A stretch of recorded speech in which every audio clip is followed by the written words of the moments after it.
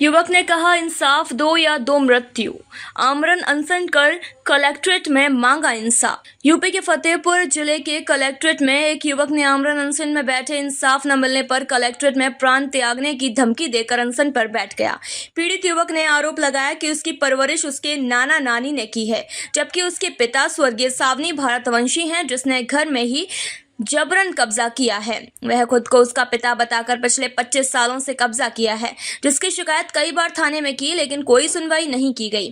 जहां पीड़ित की शिकायती पत्र लेकर डीएम ऑफिस में उसे आश्वासन दिया गया कि उसे इंसाफ दिया जाएगा, लेकिन उसके बावजूद कलेक्ट्रेट में धरना देकर इंसाफ मांग रही है।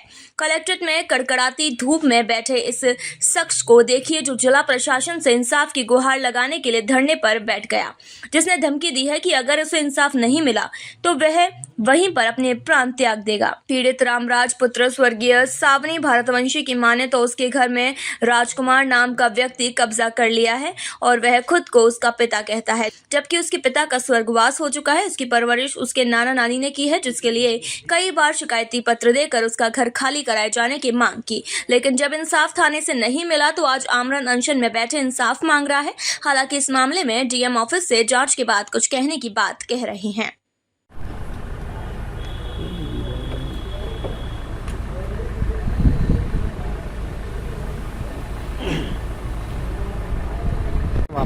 देखिए, कम शब्दों में अगर हम विस्तार करें तो हमारा जो पालन पोषण हुआ है हमारे नाना नानी ने किया है। राजकुमार नाम के व्यक्ति ने हमारे घर में आकर विघटन पैदा किया और तकरीबन 30 साल से विघटन पैदा कर रहे हैं। हमारी उन्होंने एक बार हत्या करने की कोशिश की, असफल रहे। फिर हमारी पत्नी और बच्चों की हत्या करने की कोशिश की, असफल रहे।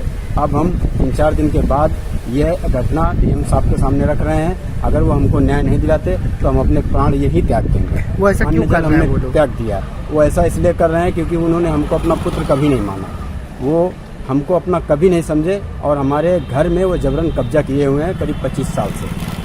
कौन लोग है, क्या नाम है उनका? जी, कौन लोग है, क्या नाम है उनका? उनका नाम है राजकुमार, निवासी कोरमा के हैं। उनके पिता का नाम है बुद्धराज और उन्होंने कई बार अपने परिवार के साथ हमारे ऊपर हमला किया। ये राजकुमार हैं कौन? ये हैं अपने आप को हमारा पिता कहते हैं, लेकिन वो प्रमाणित कर चुके हैं एक लेख के द्वारा कि वो हमारे पिता नहीं हैं। हमको पाला पोसा हमारे नाना नानी ने।